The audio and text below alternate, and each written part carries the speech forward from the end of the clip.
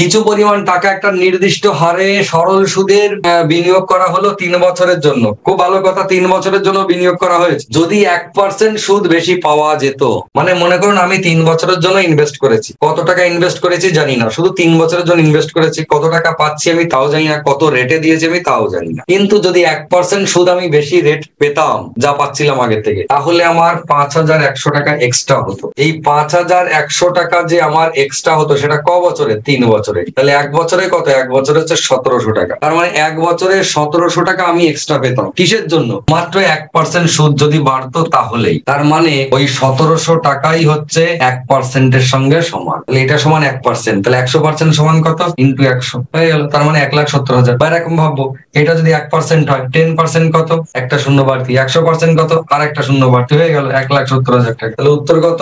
1,70,000 টাকা হচ্ছে প্রিন্সিপাল। 8,930 টাকার বার্ষিক 8% সরল সুদের হারে 5 বছরের মোট সরল সুদ কত পাওয়া যাবে?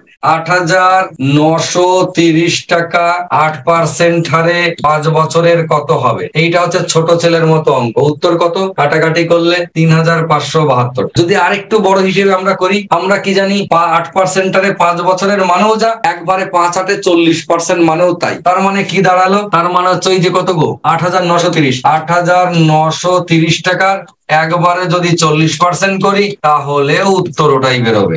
কোনটা? এই যে 3,572 টাকা। আবার যদি আরো একটু বড় হয়ে যাই, তাহলে আমরা এটাও ভাববো যে এই যে 8,930 টাকা, 10% কত? 40% আমার বার করা দরকার। 10% মানে শূন্যটা কেটে গেল, তাহলে 40% সমান কত? 4 দিয়ে গুণ। তার মানে জাস্ট 893 টাকাকে আমি 4 দিয়ে গুণ করলে উত্তরটাই পেয়ে যাবো, তাই না? তাহলে উত্তরটা পেয়ে যাবো আমার একবারে 3,572 টাকা। দুইটি সংখ্যার লসাগু 2,376 এবং দুইটি সংখ্যার গসাগু এইটা, মানে গসাগু এটা, লসাগু এটা। অর্থাৎ এই যে লসাগু 2,376 ইন্টু গসাগু 33, এটা মানে হচ্ছে দুটো সংখ্যার গুণফল। ছোট্টবেলা থেকে শিখেছি, লসাগু গসাগু যখন থেকে শুরু করেছি তখন থেকেই শিখেছি।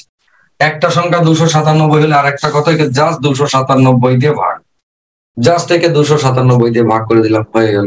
কারণ এটা দুটো লসাগু ইন্টু গসাগু, এটা হচ্ছে একটা সংখ্যা। লসাগু ইন্টু গসাগু সমান দুটো সংখ্যার গুণফল শিখেছি, সেখান থেকে এটা পেয়ে গেলাম। উত্তর কত হবে? 264।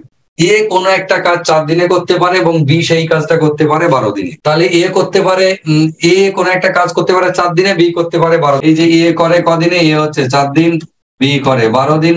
আমরা শিখেছি এই দুই বাবা জীবনের লসাগু, 4 আর 12 লসাগু 12, 4 দিয়ে ভাগ করলাম 3 হলো, 12 দিয়ে করলাম 1 হলো। দুজনকে একসাথে কাজে লাগাবো, তাহলে 3 আর 1, এই যে দুজন একসাথে কাজে লাগাবো মানে যোগ হবে।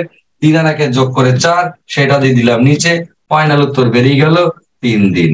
ব্যাস। 7 বছর পূর্বে এ এবং বি এর বয়সের অনুপাত ছিল 3:4। কবে? 3:4। 9 বছর পরে তাদের বয়স অনুপাত হবে 7:8। এখান থেকে আজকের দিনে প্রেজেন্টেজে কনভার্ট হবো, প্রেজেন্টেজ। তারপরেও আরো যাচ্ছি, আরো 9 বছর পর, মানে টোটাল এখানে হচ্ছে 7 বছর আর এখানটা হচ্ছে 9 বছর। টোটাল 9 এর সাথে 16 বছরের গ্যাপিং। অনুপাতটা কত হচ্ছে?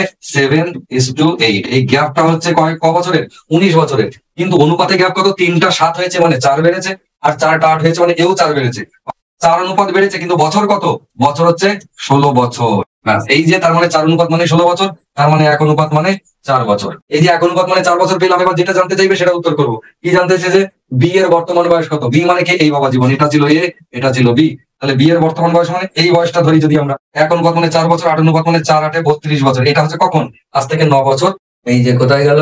9 বছর পরে। তাহলে 32 থেকে আমি আজকের দিনে ভিত্তি 9 বাদ দিয়ে দেবো, যে কত হবে? 2 বছর। বা এমনও হতে পারতো, আমি যদি মনে করি যে আমি এইখান থেকে দেবো এই 4 অনুপাত, 1 অনুপাত মানে 4 বছর, 4 অনুপাত মানে 16 বছর। এটা কখনকার? এটা 7 বছর আগে। তাহলে আজকের দিনে কত? এর সাথে 7 যোগ করে 16 এর সাথে 23 বছর। আমি এটাও করতে পারতাম, যেটা খুশি, দুটোই 23। নেক্সট, পিতার বয়স পুত্রের বয়সের 9 গুণ এবং মাতার বয়স পুত্রের বয়সের 8 গুণ। মানে এদিকে পিতা, এদিকে পুত্র। বাবা, এটা হচ্ছে পিতা, এটা হচ্ছে পুত্র, আর এটা হচ্ছে মাতা। পুত্রের বয়স যদি 1 বছর হয়, পিতার বয়স তার থেকে কগুণ? তার থেকে 9 গুণ, মানে 9 বছর। আবার বলেছে এবং মাতার বয়স পুত্রের বয়সের 8 গুণ। তোকে যদি 1 ধরি, মাতার বয়স হবে 8। পুত্র ফিক্স, ইম্পর্টেন্ট। পুত্রের সঙ্গে বাবা 9 গুণ, মা 8 গুণ। তাহলে বাস্তবে এদের অনুপাত কত? 9:1:8। এদের তিনজনের অনুপাত কত? 9:1:8। এটা একদম অরিজিনাল অনুপাত বেরিয়ে গেল। আমাকে আর ক্লু কি দিয়েছে? পিতা ও মাতার বয়সের যোগফল 51 বছর। এখন পিতা এবং মাতার বয়সের যোগফল যে 51 বছর হলো, আমরা দেখছি অনুপাতের দিক দিয়ে যোগফল কত?